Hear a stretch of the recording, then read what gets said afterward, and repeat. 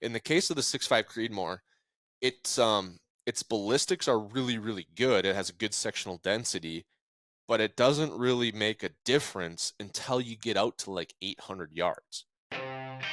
You're listening to The Western Rookie, a hunting podcast full of tips, tricks, and strategies from seasoned Western hunters. There are plenty of opportunities out there. We just need to learn how to take on the challenges.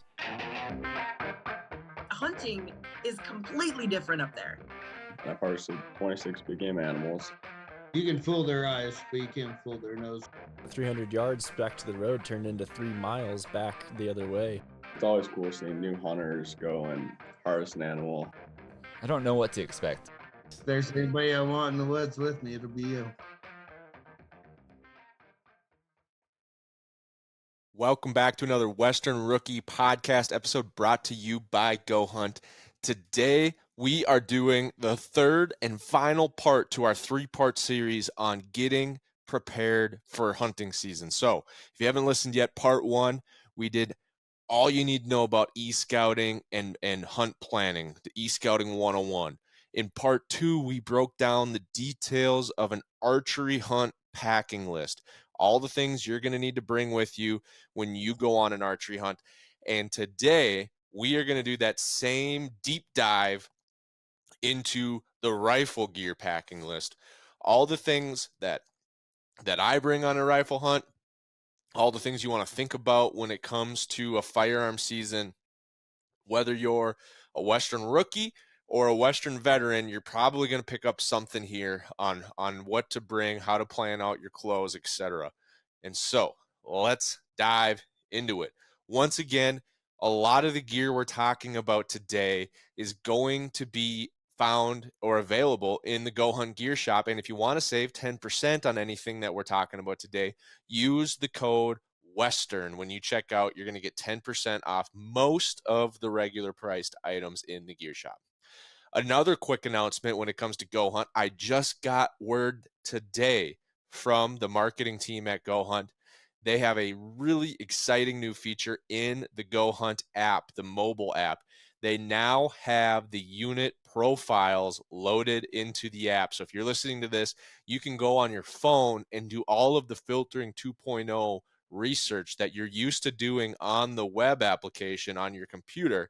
You can now do that on your phone in the comfort of your own home, in the tree stand, on the couch, wherever you are. You can be dialing into these units, seeing the draw odds, the harvest success rates, all of the information you find in the filtering 2.0. It is a super cool update, and it's going to make planning your application season so easy when you can just check out that information at your fingertips no matter where you are. So with that, let's get into it. Excuse me. I had to take a sip of water.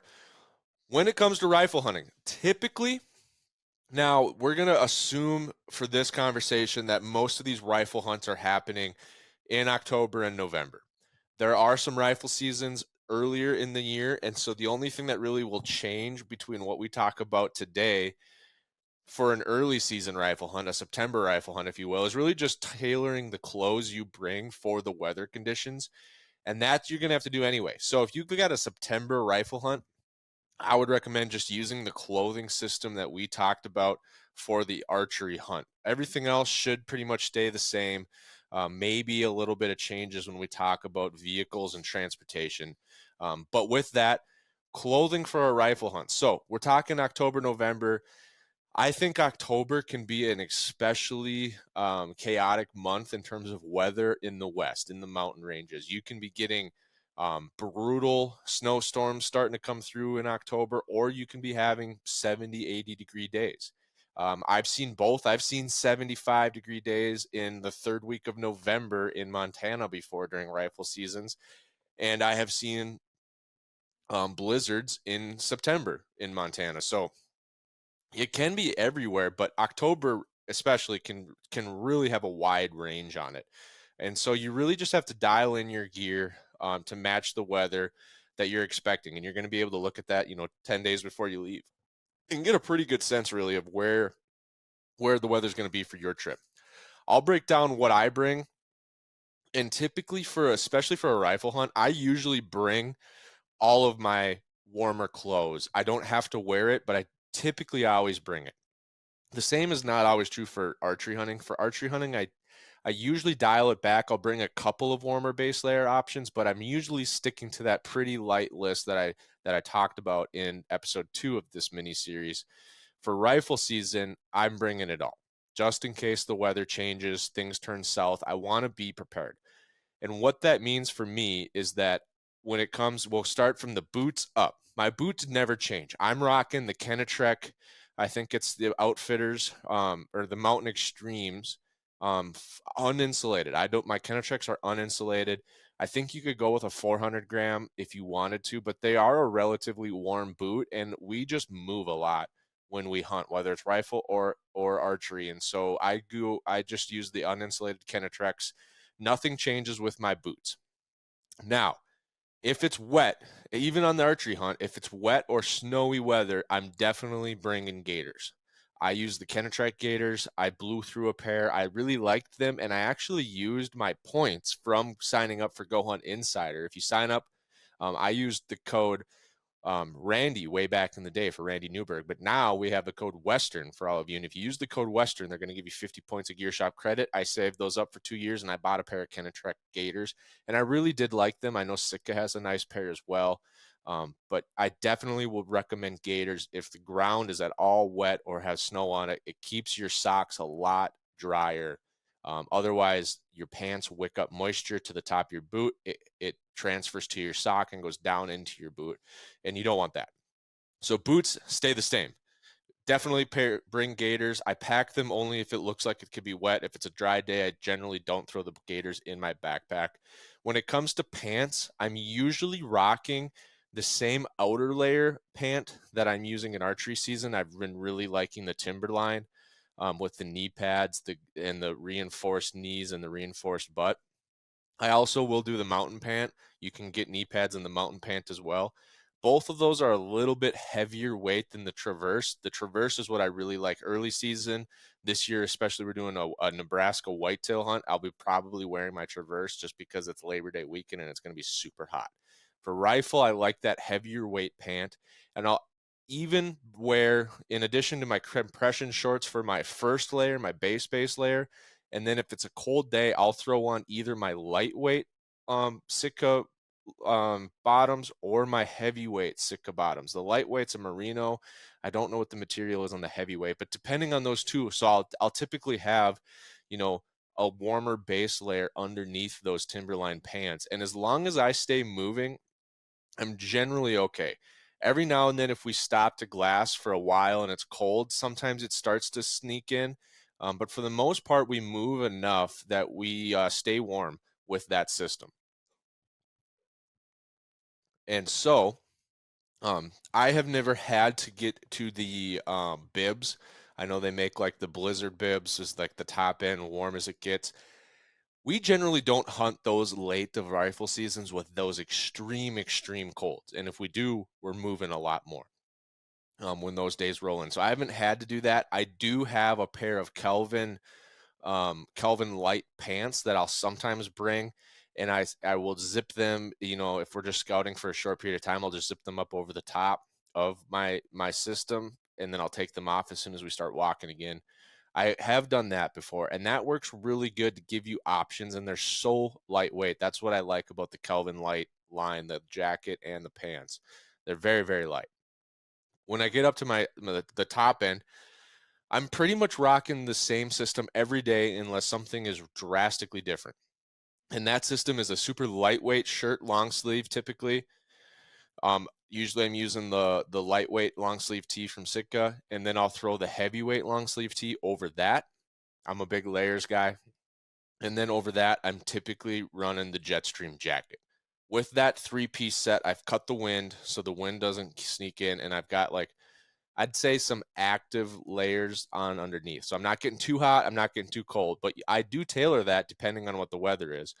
If the weather gets really cold, what my first line of defense is popping on that Kelvin lightweight underneath the Jetstream, because the Kelvin lightweight is a super light puffy, and then the Jetstream is a wind blocker.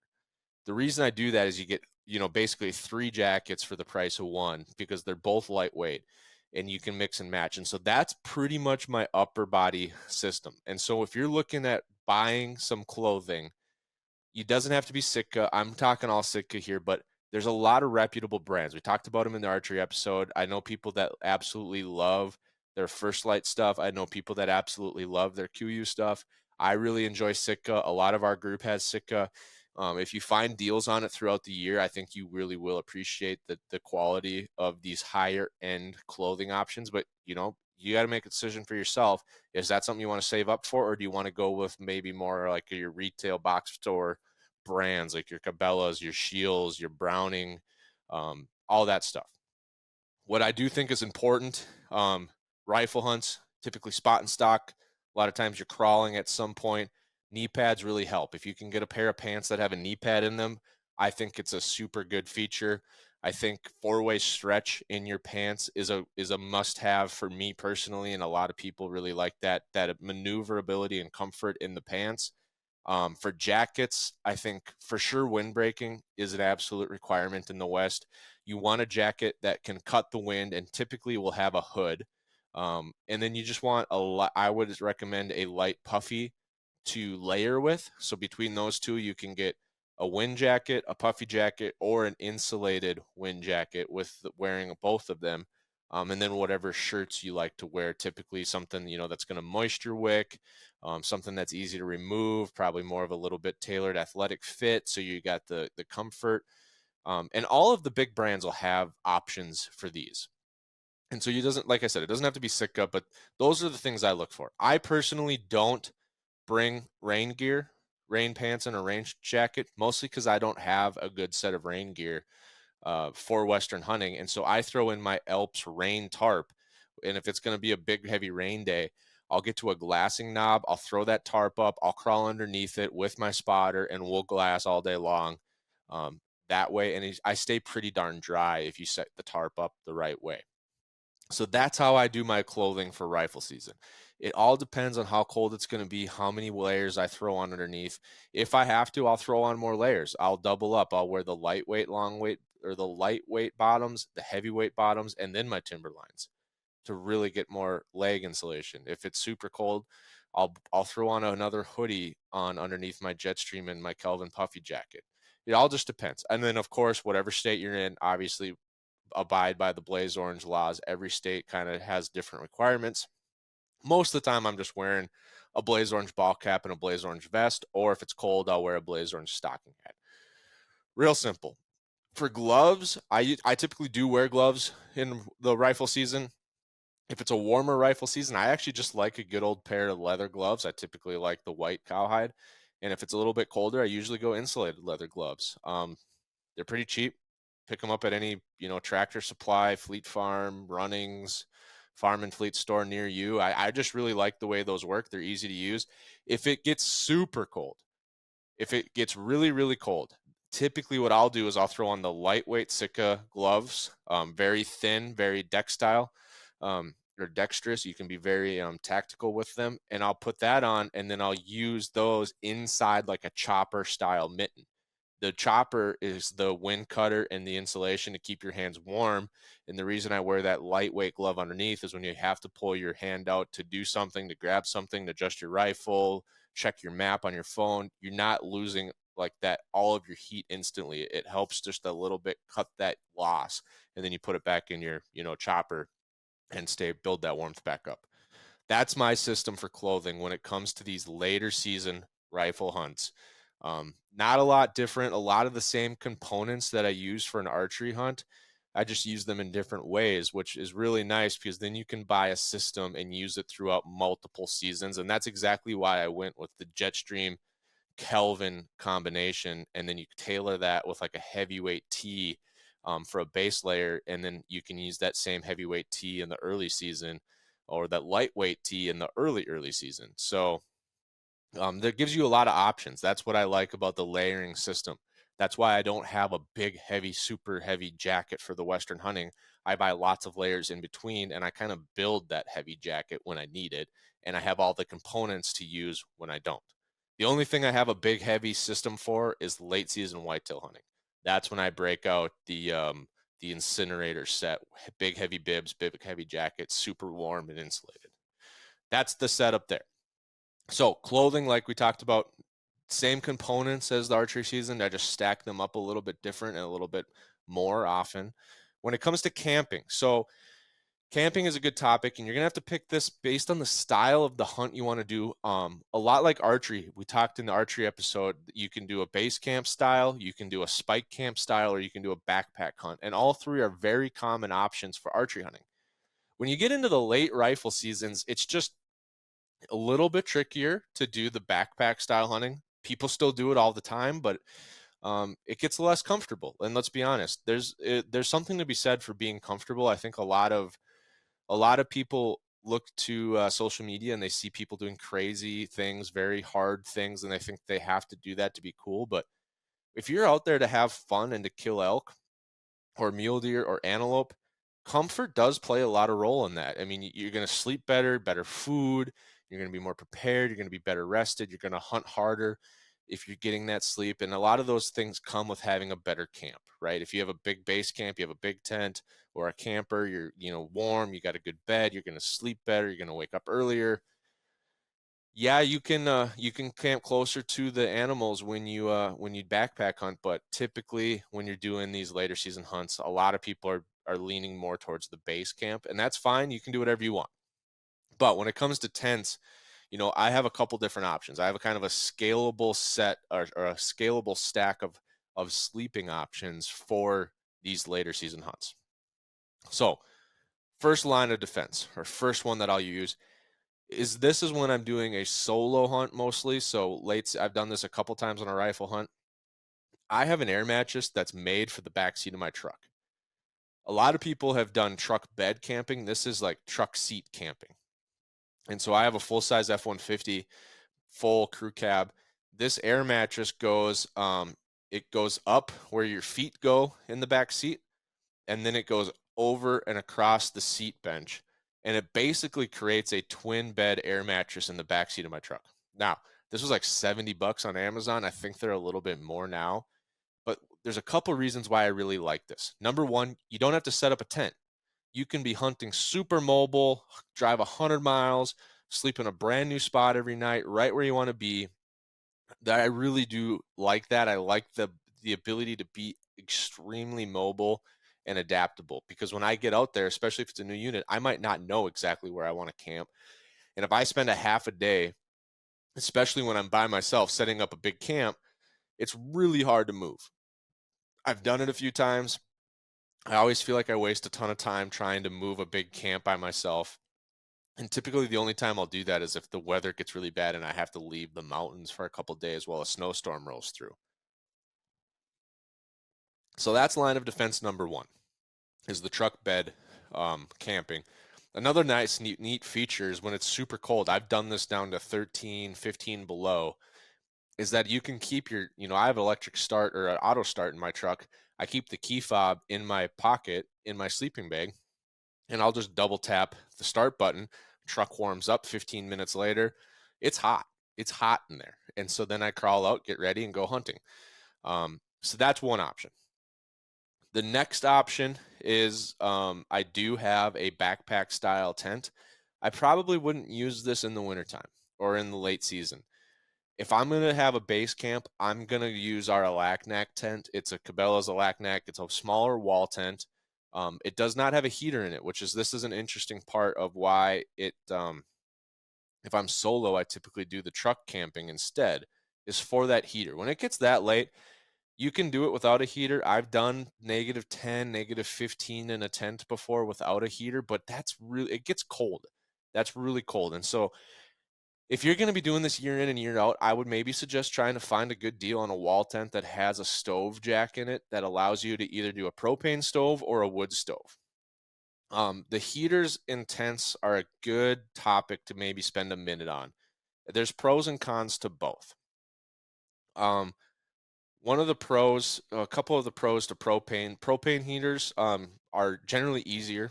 Everything about them is easier to light, easier to get going. You don't have to refill them. It's easier to transport fuel. The fuel is more condensed. You don't have to gather it. You can just bring out a big propane tank. There's a lot of benefits to the propane. You can get, the same style heater with a stove pipe and goes out the jack on your tent, and then you leave the tank outside, and you can run it all night long without, as long as it's a vented one, without having any issues with waking up and having to restoke the fire and add more wood. One of the cons to a propane system is when propane burns, it creates H2O. It creates moisture. And so if you do have a wetter, colder climate, the air can hold less moisture. And so there's a chance that you will see condensation inside your tent with a propane heater, especially if it's really either one, really cold, or two, really wet. That's a con for the propane heat. On the flip side, wood stoves, a pro is that they do not create moisture, and it's a very dry heat. So it can dry clothes out much better if that's the plan. It can dry boots out a little better.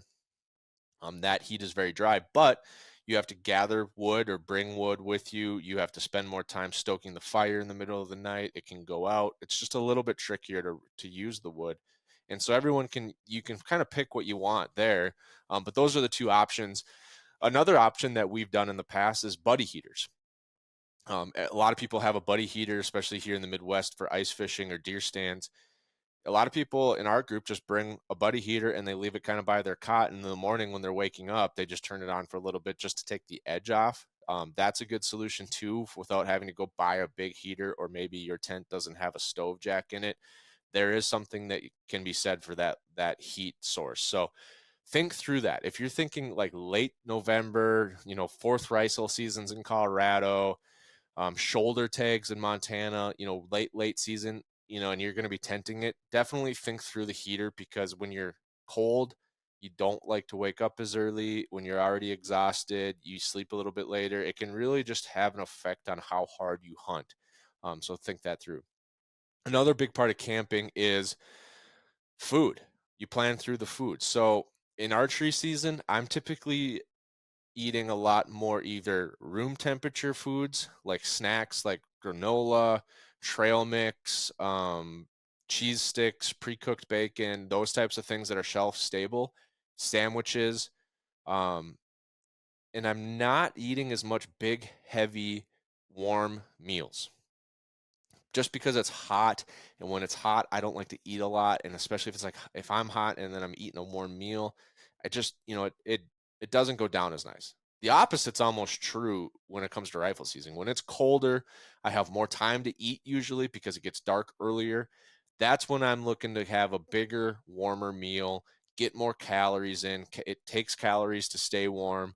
And I burn more calories when I'm hunting the late season. And so that's when I'm looking for more of those warmer foods. So whether you have a big base camp, you have microwaves, you can like heat up, food that you brought from home, pastas, hot dishes, things like that, grilling, or if you do in the Mountain House, or freeze dried meals, whether it's Mountain House, Peak Refuel, Alps, Alpaca Ranch.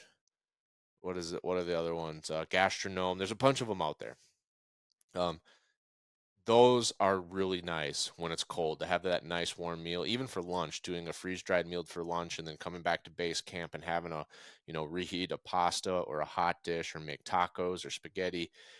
The food you'll find when you're rifle hunting, the later it is in the year and the colder it is in the year, the more you will probably eat and the warmer you'll want the food to be. So just think through that when you're planning your trip as well. So let's move on to transportation and trucks. So first of all, we talked about in the archery episode, but you're going to want to bring tools because things break in the West. Tires pop, suspensions go out, things happen in the West. And so you want to be prepared to fix, the rule of thumb that I have is be prepared to fix anything you're capable of fixing, right? So if you're someone that doesn't do a lot of work on your vehicles, we mentioned this in the last episode, maybe that's not as many tools for you. Maybe you just always drive newer vehicles. Maybe you're just like, hey, if something breaks, I call AAA. If you're someone, that fixes all their own things and you have a lot of tools, like bring those with because you're going to find things break. You're going to need those tools. I was just in Canada trying to pull apart one of our graphs on a boat and use my electrical engineering kit to try to diagnose what's going wrong with the circuit board, right? Because that's something I could fix. So I bring those tools with me to be able to fix those things when they happen. So you definitely want to bring tools like a wrench kit, socket sets, breaker bar, jack stands. That's the normal stuff I always bring whenever I travel. Now, when I travel late season or rifle seasons, I bring a couple other things in the truck too. Bigger tow straps. I typically have about 100 feet of tow straps in my truck. They're not all one. If you have a stretch rope, that can be really good too. If it snows and you're getting stuck pulling people out, bring those bigger straps for sure. Those always stay in my truck as well. But when late season, it really becomes important because the wet mountains can get a lot of snow really fast and you could be stuck. You can be pulling people out. I bring shovels. So typically I'll have a small like foxhole shovel, a collapsible spade, and then I'll have a scoop shovel along as well for like bigger snow, digging out snow banks, that kind of stuff. Another really important thing, especially the later in the year you go, having snow chains or tire chains available. I have a set of 4 for my pickup. The nice thing about getting a set of 4 is if you're solo and you really need them, you can chain up all 4 tires. Also, if you're in a group, you can chain up just 2 tires. So if you're, a lot of times they say if you're an empty unloaded truck, chain up the front axle because your front axle is usually a little bit heavier. If you've got a trailer, sometimes you want to chain up the rear axle because there's more tongue weight and more weight on your rear axle. It just kind of depends on what you want to do. But then you can chain up 2 trucks, 2 tires a piece. So definitely want to invest in some snow chains. I like the ones with the V-bar chains because you get even more traction with those. But invest in those, especially for a rifle hunt, and learn how to use them. Jack up your truck, put them on, figure out how to do it, or drive over them, do it a couple times, and get used to them because you're not going to be having a good day if you have to use them out west, and you're really not going to be having a good day if you don't know how to use them and you're out in the west and you need them. So do that. Be prepared. Lastly, on transportation and tools, I always bring a spare tire, obviously, for everything. So if we're bringing a trailer, we've got a spare for that. If we're bringing a four-wheeler, we've got a spare for that. A spare for my pickup. 2 spares for a pickup is a good idea because you can get a lot of issues really fast, and you can pop 2 tires pretty easily out in the west. And so if you have 1 spare and you pop 2 tires, there's not a lot of stuff you can do. I also always bring a fix-it kit, a flat tire fix-it kit. So I have a little tiny DC compressor that I can plug in and at least get enough air to get to town. And then I've got a plug kit. So these are all things you think about. And if you haven't gone out west before, you maybe think this is overkill. But the reason I bring all these things is because I've had to use or wish I had all of these things at some point in our experiences. We've popped 2 tires back to back, boom, boom. Had to sit on the side of the road and get a ride to town. We've needed snow chains to get out of the mountains. We hit a blizzard. We got like 2 feet of snow when we were trying to leave, and we needed snow chains to get out.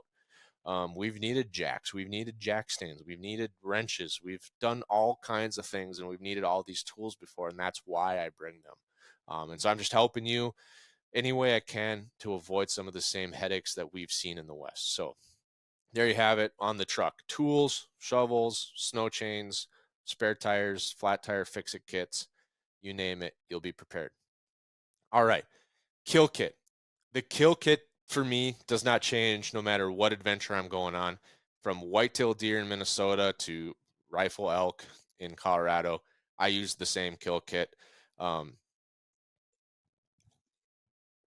One of the things that I forgot to mention in the archery episode, but in your kill kit, if you're doing a pack out, you need to think about game bags. That's one thing we forgot to do in the archery episode, so we'll talk about it here in the rifle episode, but you'll use the same style for both hunts. And I highly recommend the gutless method for any big game out west. I've used gutless method when I was solo hunting West River whitetails, and I shot a buck 300 yards from the road, and I could see my pickup, and it was flat land, and it was still easier to quarter that buck and carry the quarters to the truck, than it was to drag that buck by myself and then get it into the back of my truck by myself. Because when you really think about it, you have to drag it, which is a goofy angle. It's heavy. You have to drag the whole deer. You have to lift it into the tailgate. And then I drive it all the way home. And at the time, I wasn't living on the farm like I am now. So what am I going to do with this deer when I get it home? I'm going to have a carcass to deal with and dispose of. I'm going to get blood all over my garage. I got to figure out a way to hang it. If I quarter it in the field and just take out the meat, I don't have to deal with all that stuff. And I have to do that at some point anyway. So it's just easier for me to quarter things. So I basically quarter everything.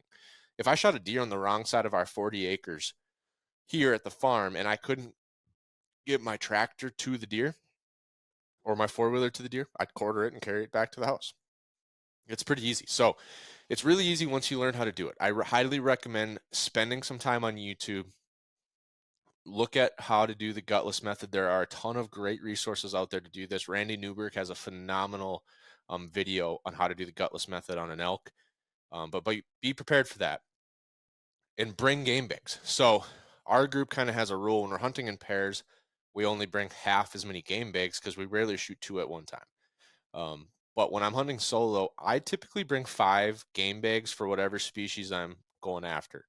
And the reason for that is there's 4 quarters, and a lot of times game bags are sold in packs of 4, which is a little frustrating.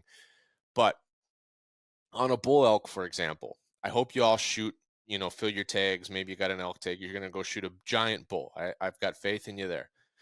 Well, you're going to have 2 large rear quarters. You hear us talk on the podcast about elk weights, but the rear quarters are probably going to be somewhere between 60 and 80 pounds apiece.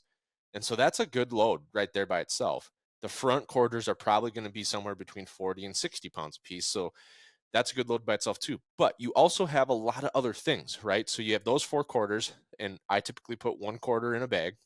Sometimes for antelope, I'll double up in like a deer bag, or sometimes for deer, I'll double up and put 2 quarters in a single elk bag. But for elk, I've got 4 bags, 1 for each quarter. But then I've got 2 tenderloins, and on an elk, those are pretty sizable. One of the bulls I shot in North Dakota had 20-pound tenderloins or 20-pound back straps on both sides, and 5-pound tenderloins on both sides. So you got to put those somewhere. You've got neck meat. That can add up really fast on a bull elk. I mean, you can have 40 to 80 pounds of neck meat on a bull elk, a big bull. And then you've got like rib meat and some various other, trimmings that you got to put somewhere, right? Well, that can all add up, and you can start like overfilling some of these bags pretty easy. And then if you have a head that you want to save, and especially if you take the hide off the head and fully cape it out, maybe you want to put that skull in a bag. And so that's why I always bring 5. And so typically what I'll do is I'll put a rear quarter in a bag. I'll put each front quarter in a bag. And then I'll put that side's trim meat. Either I'll put all the trim meat in the 5th bag, or I'll split all the trim meat between the 2 front quarter bags. And I basically make 4 even loads. And then I have the antlers and the head and the cape, depending on how that works out. And so that's the way I do it.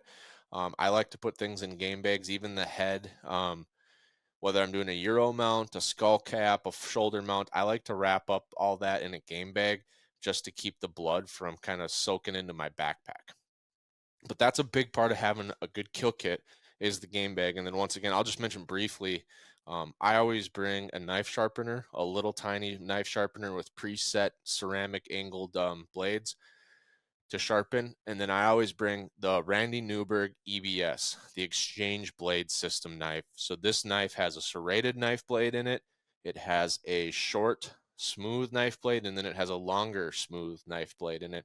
And these are heavy-duty exchangeable blades. They're not replaceable blades. These blades are real thick. They're heavy-duty. You resharpen them when they get dull. You don't throw them away. And then eventually, when you've sharpened them to as many times as you possibly can, you can get a new set of them, but they're heavy duty. You just get to exchange them. So, I'll do all the skinning and hide work with the serrated blade. Then I'll switch to my short knife to do all the bones, the tendons, pop the hip sockets apart, all that stuff. And then I save my long blade for like trimming meat back at camp, or, maybe you're going to take those back straps out and cut up a couple of steaks for the fire. Then I'll use my sharp long blade, and that way I can kind of manage the sharpness on all my blades a little bit better. So I like that in my kill kit. The knife sharpener in my kill kit, I usually put a set of neoprene gloves in my kill kit, or rubber gloves, Typically, I have a Band-Aid in my kill kit, and I have electrical tape in my kill kit to tape the tag down. I have all that in one little pack, one little cinch bag that I just leave in my pack, and that way I know I have everything I need. So that's the kill kit there. Now, for the backpack, it's a big portion of your hunt because you're going to keep a lot of gear in your backpack. And so really, I use the same pack for both archery and rifle hunts now. We've talked about the history of packs before. And so I started out with a Cabela's bow and rifle pack. It didn't have a frame. I talked through, what I liked and didn't like about that. Then I went to the Eberly stock M5 Team Elk pack.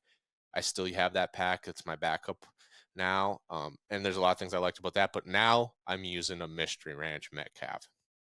And I think it's a perfect size pack for the day hunter, for someone that wants to do a couple days of spiking. It's got a lot of super cool features in it. But specifically for rifle hunting, one of the things that I add to my Metcalf pack is I add the Kifaru gun bearer. It's a system where you can have your gun. It has a boot on the hip belt where your stock goes into, and then it's got a loop up on your shoulder strap that straps around the barrel, and it keeps your rifle pointed in a safe direction up at an angle in front of you, so you can always keep your eyes on which direction your barrel is pointed, and it really keeps it secure. And it opens up both of your hands while you're hiking, so you don't have to be constantly carrying your rifle. Or I know a lot of rifles have slings on them, but when you have a backpack on, typically your sling doesn't stay on very well, and you'll constantly have to be holding your sling. And so the nice thing about the Kifaru gun bearer is that it keeps your hands free to use. And so they have a couple different options. You just kind of figure out which style pack you have and which one fits on your pack. And I love that feature. Then I also, because I have my rifle on that, I typically rifle hunt with trekking poles. And the reason for that is I typically have a little bit heavier pack, and we'll get into a couple of the reasons why later. But I like to rifle hunt with trekking poles. Just makes hiking easier, walking easier. You can use them in a pinch as a bipod, and we'll talk about different things there later. But that's my pack system. It's the same pack as archery. I have all that stuff in it. I like to keep my pack organized, so I bought a bunch of like drawstring bags and cinch bags on Amazon, and so I'll have different sized bags for different things. So like all of my game bags are in one drawstring bag. All of my kill kits in a drawstring bag. My puffy jackets in a drawstring bag. I have a spare set of socks in a drawstring bag. My emergency kit and my possibles kit are in a separate drawstring bag. And so that way, when I open up my pack and I'm looking for something in it, I just have to grab one of those drawstring bags. So it makes it super simple to keep your pack organized. And that is my system for rifle hunting. And so you want to think through your pack, how you're going to transport your rifle, how are you going to transport meat out. I talked a lot about in the archery episode. The reason I like the Metcalf is it's got an integrated meat shelf where you pop the bag out and you put the meat in between the bag and the frame and then cinch it all tight to your back, and it keeps all that weight really close to your center of gravity and makes it really easy to carry a good amount of weight that way. So that's the system. Now we're going to get into some of the fun stuff about a rifle hunt. So the next up, let's talk about glass.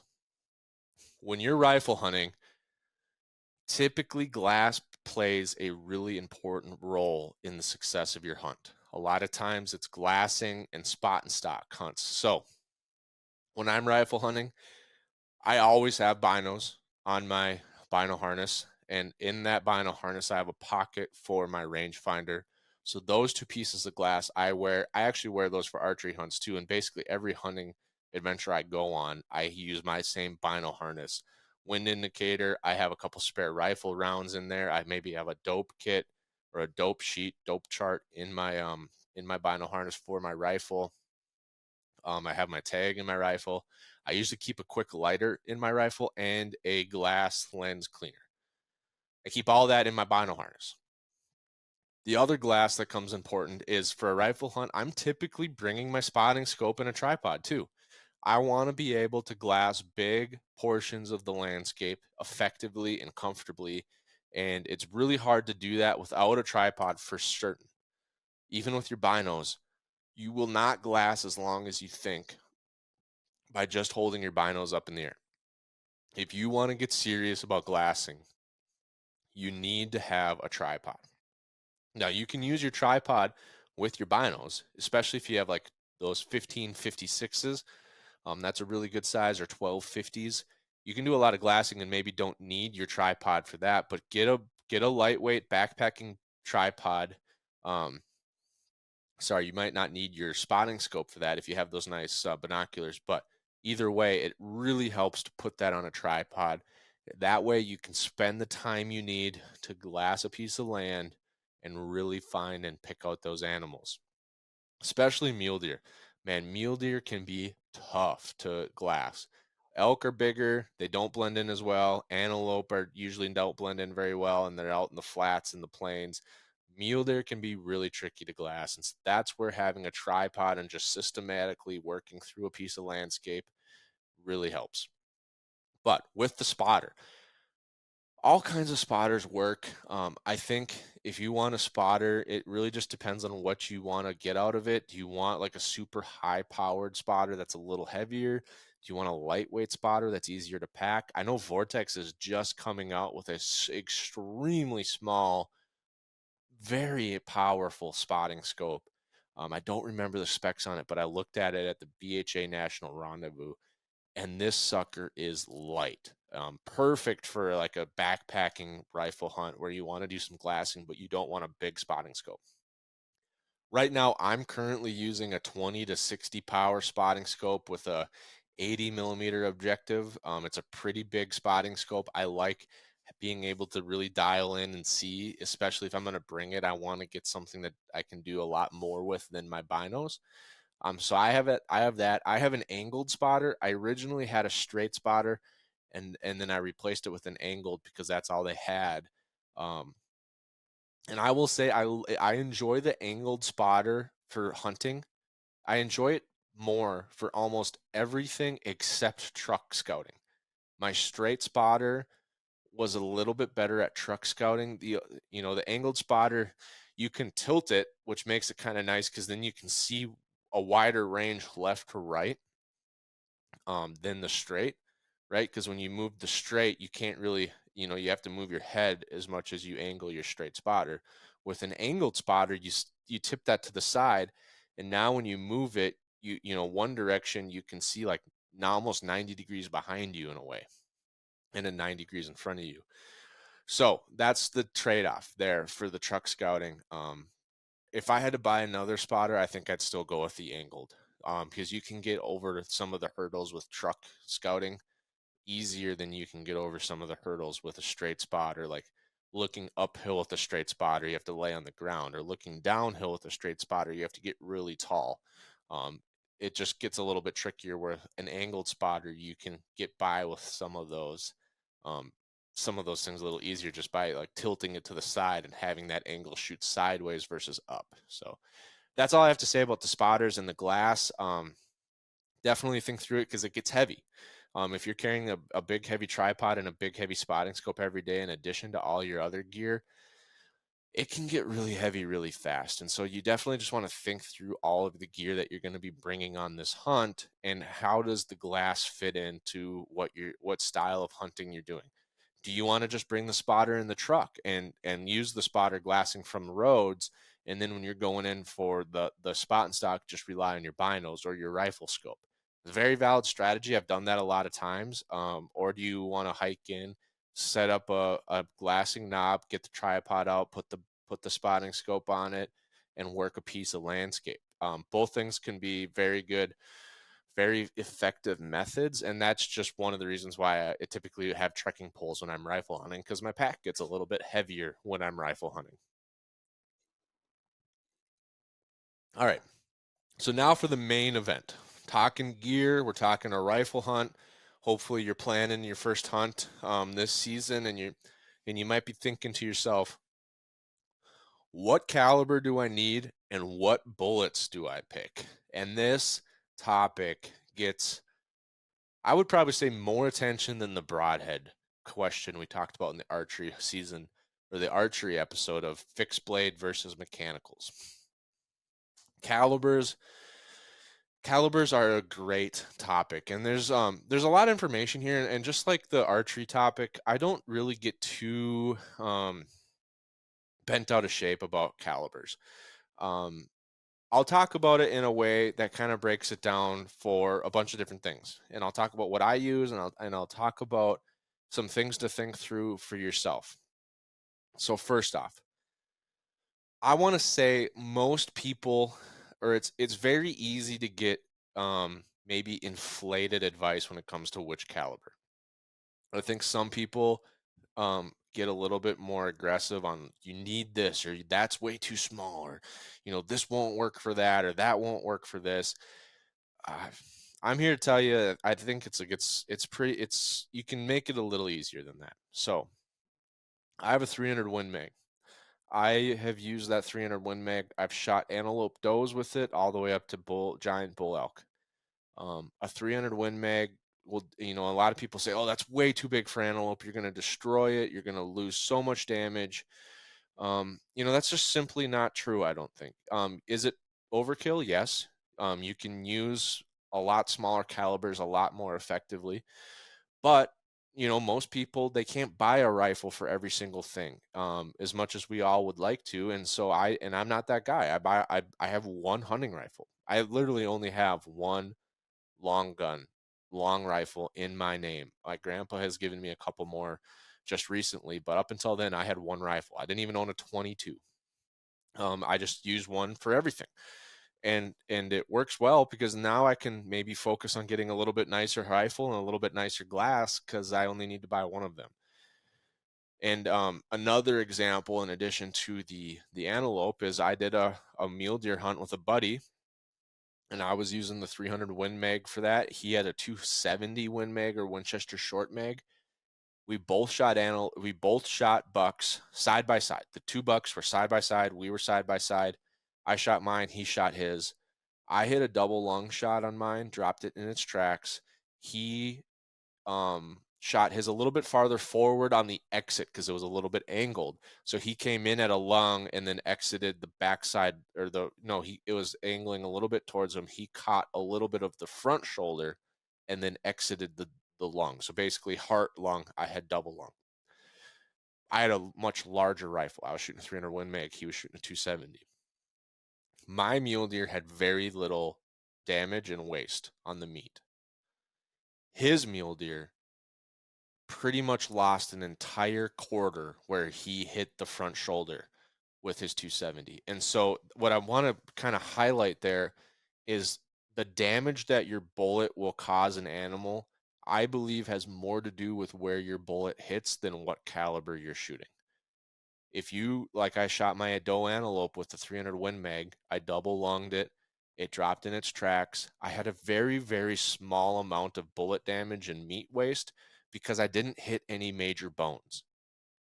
Granted, he hit a leg bone, the big leg bone in the shoulder, and he still got a pass through, but that shoulder exploded, and he ended up having to discard a lot of that front shoulder where his bullet hit. And so the reason I say that is, I think a lot of people would say a 300 is way too big for antelope, but if you put that bullet where it's supposed to be, a nice double lung or a heart shot, but you avoid big leg bones, you can use a gun for almost everything. And so I don't want you to think you have to get a different rifle for antelope, or you have to get a different rifle for deer. Get a rifle that works for you. And so let's talk about some caliber options that I would recommend looking into. So there's a couple that I think are timeless. There's a couple calibers out there that have withstood the test of time. They're very common. They're very popular. There's ammo everywhere for them. If you're looking for a first rifle for a Western hunt, I would stick with popular brands or popular calibers with lots of ammo options. Don't get into the weeds with like a 283 Ackley or a 300 dash whatever. Stick to some of these tried and true calibers, or at least start there. because it's easier to find ammo. Something happens, it's easier to get repairs or parts. It's just a lot easier when you stick with some of these timeless calibers. And so what are they? The 30-06, super timeless caliber. I would say a 30-06 can probably do everything in North America. The 270 Win Mag, super popular caliber. Probably also can do most things in North America. Might be getting a little bit light for moose if that's on your radar, or dangerous game if that's on your radar, but for the most part, it's pretty good for the lower 48. Can get you everything you need. A 308, very timeless caliber, can pretty much do everything in North America in the lower 48. More deer and elk have been killed with a 308 and a 30-06 than probably any other caliber. A 7 mag, 7mm Magnum, very timeless caliber, can't go wrong with that. The 300 Win mag, 300 short mag, those are very common calibers. That's getting pretty hot. That a 300 Win mag and a 300 short mag are probably the highest energy calibers on the list so far. That's what I have because I do a lot of elk hunting, and it's a great caliber for elk. It is a little bit extra for deer, and it's quite a bit extra for antelope, but you can do both of those. And so all of those calibers that we talked about, 270, 7 mag, 308, 30-06, 300 Win mag, those calibers, if you get one of those, you can pretty much do any North American animal, especially any or lower 48 animal. Those are tried and true calibers. Now, if elk and moose and dangerous game are not on your radar whatsoever, and you are just looking for a deer and an antelope gun, there's a couple more options that you could maybe look at. 243, great caliber. Might not have quite the distance on mule deer as some of the others would. Like a 270 would have a little bit more range and carry out that energy a little bit farther. But if you're looking for like an antelope gun, a 243 would be phenomenal. A 7mm08, which is a 7mm bullet with a smaller casing, a little bit less energy, a lot less kick and recoil, if that's something that's interesting to you, and a perfect caliber for deer and antelope.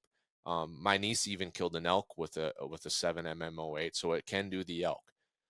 6.5 Creedmoor, obviously that's a very common, popular caliber now. There's a lot of debate and emotion about the 6.5 Creedmoor. Is it a hunting rifle round? Is it a long range caliber? So a quick down and dirty on the 6.5 Creed. That bullet, it got really popular with long range shooters, and this is my opinion now. I believe when a bullet's popular for long range shooters, then the hunting community goes, well, if it's such an accurate bullet that the long range guys are using it, it must be a perfect hunting rifle. Like, that's what I want to use for hunting because it's so accurate. Well, in the case of the 6.5 Creedmoor, its ballistics are really, really good. It has a good sectional density, but it doesn't really make a difference until you get out to like 800 yards. Inside 800 yards, or especially 600 yards, it's really not much different than other calibers, and it has less energy than a lot of other calibers. So in a hunting situation, you're not going to see the benefits of the accuracy, and you're going to have a little bit of a trade-off on the energy than if you had a 270 Win Mag or a 7mm08. But it's still a plenty good caliber, and there's tons of ammo. It doesn't kick very much. It's a perfect size for antelope and deer.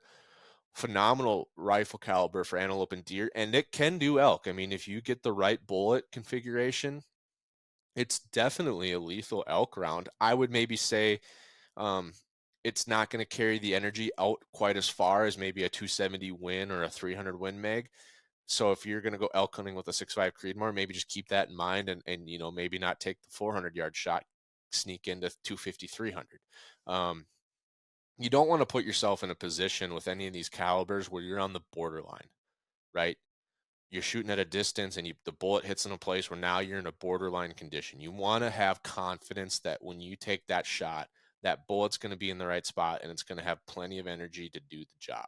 And so that's why I typically lean on the larger side of the equation than the smaller side of the equation. But I'm a big guy.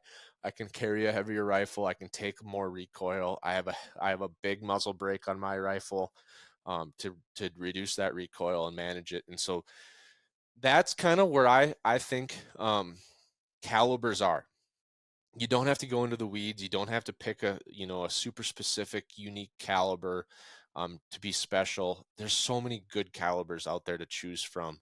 And if you're having any doubts about which caliber to pick, feel free to shoot me a message or an email and tell me what you're going after and what your thought process is, and I will gladly help pick a caliber or give some thoughts on what I think based on what you are looking for in a rifle. I'd love to help you out. But don't get too bought up in it. If you've got elk on the mind, elk is the big draw. Go with a 300. Go with a 30 caliber something, whether it's a 308, 30-06, 300 Win Mag, 300 Short Mag. All those are perfect calibers. You don't need to go any bigger than that unless you want to. You don't need a 325 Winchester Short Mag. You don't need a 338 Lapua. Those are way too big. They're extra. You don't need that. It's harder to find ammo. You don't need that. They hit harder and higher recoil. You don't need that. You could even do probably a 270 Win Mag for elk and maybe just not shoot quite as far. Maybe don't take the 500-yard shot. Just look at how the energy travels and transfers, but you want to have plenty of energy to where you kill that elk with confidence. But that's, if you're going to be doing mostly elk hunting with the occasional deer and the sporadic antelope, I'd pick a rifle for elk and you can do the rest. That's how I choose my rifles. And those 4 I mentioned are all solid rifles for that. If you only care about deer, I'm never going to hunt elk. Or if I do hunt elk, I already got a rifle for that, but I'm picking a deer rifle. Well, then you have options. You can still stick with the 300 Win Mag and get like nice long range energy, a good bullet, lots of potential energy and kinetic energy to put that deer down. But you could also do like the 270 Win Mag, the 6.5 Creedmoor, a 243. Those are all great calibers as well for the deer, and they will work for antelope. 7mm08, another great caliber for deer and antelope. And if you're like, hey, I have the big rifles, I'm thinking of a small caliber rifle for antelope. It's hard to beat the 243. It's super common, super reliable. There's ammo everywhere. It doesn't recoil at all. It's plenty of energy for an antelope. I really like it. There's a lot of cool things about a 243. Now, there are a couple new calibers coming out that are interesting. There's the 26 Nosler. That's kind of like a 6.5 Creedmoor size with a little bit more energy. So that could be a good antelope and deer rifle. There's the 28 Nosler, which is a 280 caliber, which is kind of like your 270 Win Mag with a little bit more energy. That's a nice caliber. That's a very interesting caliber as well. And then there's the 30 Nosler, which is like a 300 Win Mag with a little bit more energy. Those are super cool and interesting. There's the 300 PRC. There's the 6.5 PRC. 6.5 Grendel, which I don't think I would probably pick over a Creedmoor. There's a lot of other rifle calibers out there that are a little bit more nuanced, and you just have to look at what ammo availability is like and how much the ammo costs. I know when I bought my rifle, I was really interested in the 28 and 30 Noslers, but you couldn't find ammo for it because they had just came out, and I needed ammo for my hunt, so I picked a more an older caliber. And so that's what I think on calibers. Keep it simple. Use the KISS method. Keep it simple, stupid. Don't go crazy. Pick a caliber where there's lots of information, lots of data, lots of bullets, lots of ammo to choose from. Now, let's dive into the ammo. There's a couple different ways you can go with ammo. You can get a jacketed, a lead jacketed bullet, so it's going to have a lead core with like a copper alloy jacket. They're all going to be either hollow point, or like a polymer tipped bullet, so that helps with your expansion, right? You want this bullet to open up and mushroom out and create a larger wound channel and transfer more energy from the bullet to the animal. That's why they have these hollow points and polymer tips. You would not want like a full metal jacket or a target round, nothing like that. Hard casts, you wouldn't want any of those because they won't transfer as much energy. They won't cause as much of a wound channel. You won't have as much of a blood channel. They could still kill the animal, but it wouldn't be as what you'd want. So you can either go copper coated lead core bullet. You can go monolithic, or a solid copper bullet is two ways they'd call that. And those bullets are usually like a solid copper alloy with a deeper hollow point to have expansion. Or you can use like a partition bullet. So like the Nosler partition was one of the OG bullets for big game, because what they did was they took a lead core bullet, they wrapped the core with copper, and then they have a separate compartment up front with that coated, with that hollow point tip and a lead basically triangle. And so what happens is that lead tip, or that hollow point tip, opens up and mushrooms really nice, but the partition, the back part of it that's completely encapsulated with copper, sticks together really well so you don't lose that mass.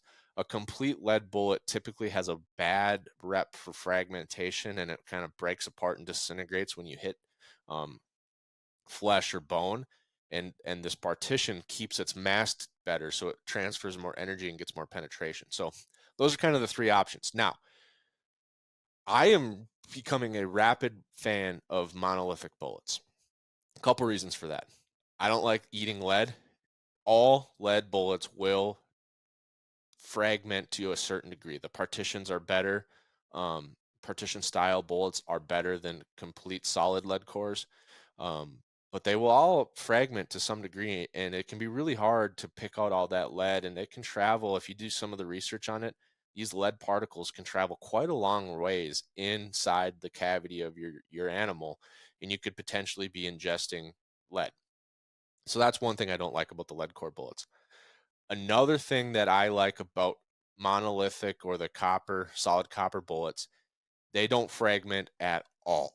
Like 97% weight retention compared to like 80% weight retention on a partition. Well, if you look at the energy, then they keep more of their mass, so they have more potential energy to transfer to the animal.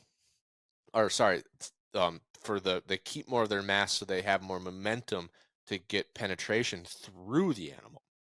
If you have a bullet that completely disintegrates with no exit, you transferred 100% of your energy to the animal. But I really like, number one, I really like exit wounds. Just like archery hunting, I want 2 holes to blood track my animal in, and I don't want to be eating all that lead fragments in the meat. So I don't want my bullet to completely fragment. I just want it to mushroom and open up and keep a solid wound channel. The copper bullets are really good at that. They also shoot faster. Typically, you want solid copper bullets faster than lead because it takes more energy to open them up. So you usually get a little bit lighter bullet that shoots a little bit faster. So I just really like the copper bullets. And if you look at the math, if you had a 300 Win Mag, which is my rifle, so I know the calibers and the bullets a little better. If you had a 180 grade lead core bullet and you lose 20% of its mass when it opens up, you're losing a potential 36 grains of weight. Compare that to a 165 grain monolithic or copper bullet, that would probably be the comparison, because you won't find a 180 grain monolithic likely. You drop that down to a 165 copper, shoots faster and flatter, and you only lose 3% of its weight, or roughly 44.9 grains of weight. And so the difference is like that 180 is going to hit like a 144, right? When it loses those 36 grains, you're going to have 144 left. That 165 is going to hit like a 160. So you're actually retaining more bullet weight. People always say, hey, I want a big bullet. I want a big, heavy bullet, hit hard with tons of energy. Copper bullets are going to hit just as hard as lead bullets, but you don't have to worry about eating any of the lead. So that's why I picked monolithic copper bullets.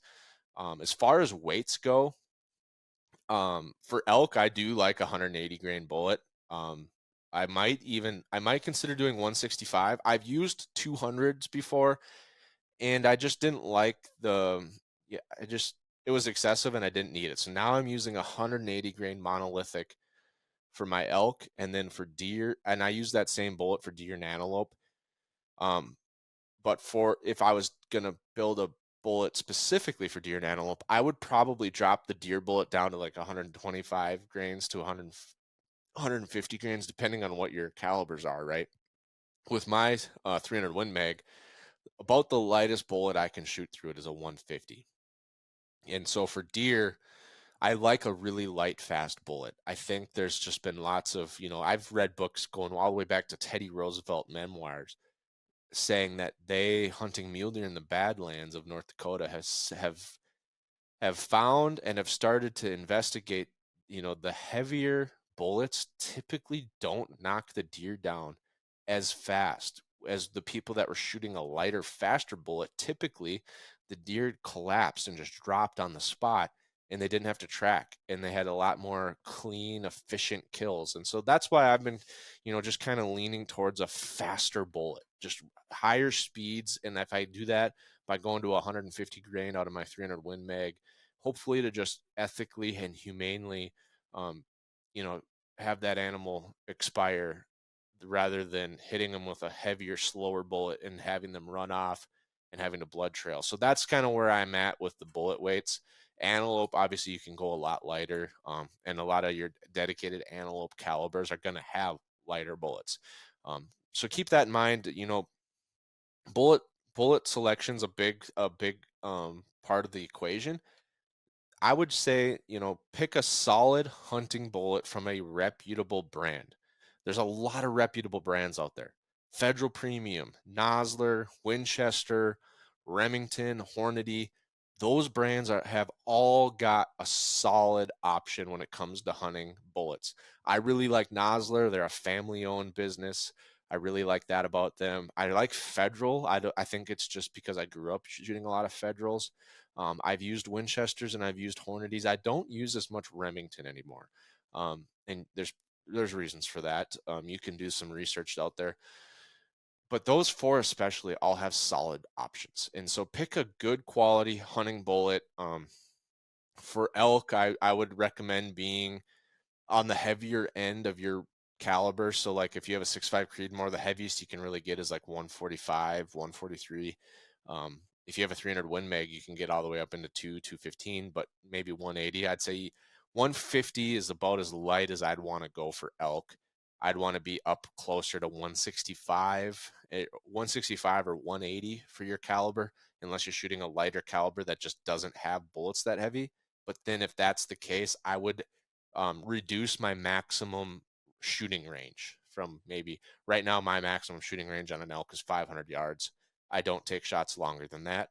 If I was shooting like a 6.5 Creedmoor or a 7mm08, I'd bring that into maybe 350. Based on, I'd have to really dive into the ballistics and the energies, but probably 350, which is still a very long shot. And I do not enjoy long shots. I want to be as close as possible. For deer, I think it opens up a lot more. You can use 180s if you've already got your gun sighted in for it. I think 150 and 165s are really good weights. 140s, 143s, and the Creedmoors, and the 135 for a 7mm08. Those are all plenty fine weights. And then antelope, 90 grains, anything 90 and above is probably a good weight to be in for your antelope hunting. So that's a little bit about bullet selection. If you have any questions on bullet selection, or you just can't decide between two calibers and you want a second opinion, feel free to reach out with that as well. I'll be happy to say, hey, this is what I like about that bullet. This is what I like about this bullet. Here's some of the things I would think about. I'll never tell anyone they're wrong for a bullet that they pick unless it's, not a hunting bullet. If it's a target bullet, I would be like, hey, I don't think you want to use that. But there's a lot of good hunting bullets out there. Just pick a reputable one from a reputable brand. And then the last thing is optics. So one of the big things I think about when I pick a hunting rifle optic, I like to be able to dial my shots. I don't always do it, but I like to be able to dial. So for sure, elevation, I like that aspect of it. I do also like to dial windage. And so I've been using the Vortex PST Viper Gen 2 a lot. I really love that scope. And I'm probably going to put the a first focal plane. That one's a first focal plane. I like first focal plane scopes. If you don't know what the first focal plane versus second focal plane scopes are, second focal plane scopes are what is most common. Most of the scopes you look through are second focal plane. When your reticle is the same size, no matter which magnification you're dialed into, that's a second focal plane scope. It's probably what you grew up with. A first focal plane scope, when you're zoomed out, the reticle gets smaller. And when you zoom in, the reticle gets bigger. And what happens is why that's important is that means your reticle is always in the same relation to your target, right? When you're zoomed out, those reticles look small, but they're the same distance apart on your target, which means you can always use your reticle to measure. Second focal plane scopes, the reticle stays the same size. So when you zoom in, it's a lot narrower than when you zoom out. When you're zoomed out, that reticle is now wider apart on your target, which means you can't use your reticle the same way at all magnifications. I like first focal plane scopes. I like to be able to dial. They're a little bit more, take a little bit more practice, but I do like that. And then when I'm out west, I like to be 12, 15 power scopes. I like to be above that. Me and my wife both shoot a 5 to 25 power scope. And I do dial in. I mean, when I have time, I zoom all the way in. I make sure I can really accurately pick out where I want that bullet to go and focus in on that animal. I use a 3x9 for whitetail hunting here in Minnesota. I think it can be done, but I do like a little bit more out west. 4 to 12, 3 to 15, 4 to 16, those are all great options. And then from there, it kind of just depends on how much money you want to spend on an optic. But I do like to get out a little bit more than a 3x9. So just keep that in mind when you're picking out your rifle. But that is the full gamut, folks. That's planning a rifle hunt, all the gear you need to be successful. And that kind of concludes our mini series of 3 parts of planning the perfect hunt this fall. We talked about e-scouting in episode 1 and hunt planning. We talked about archery gear and equipment in episode 2, and now we just covered the rifle gear and equipment here in episode 3. And with that, you guys are going to have all the tools and resources you need to have an amazing fall this year. I hope each and every one of you drew tags, have hunts planned, and I hope you all are successful in this coming hunting season. So thanks for being here. Thank you for listening, folks.